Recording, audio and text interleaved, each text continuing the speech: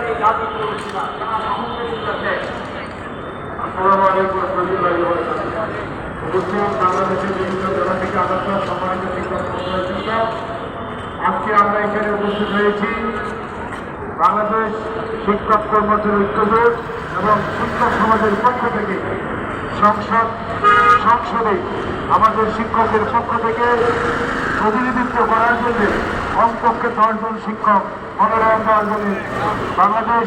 জাতীয়তাবাদী দলের ভারপ্রাপ্ত চেয়ারম্যান কারণের অহংকার জনাব তারেক রহমানের কাছে আমরা পর্যন্ত অনুরোধ জানাচ্ছি। আমাদের কিংবদন্তি নেতা কুমিল্লা 2 থেকে অধ্যক্ষ সেলিম মিয়া স্যারকে মনোনয়ন দেওয়ার জন্য বিনীতভাবে অনুরোধ জানাচ্ছি। পাশাপাশি আমি গাজীপুর জেলা বাংলাদেশ শিক্ষক সমিতির সাধারণ সম্পাদক হিসাবে সমিতির অনুরোধ করব, তিনি দীর্ঘ আন্দোলন সংগ্রামী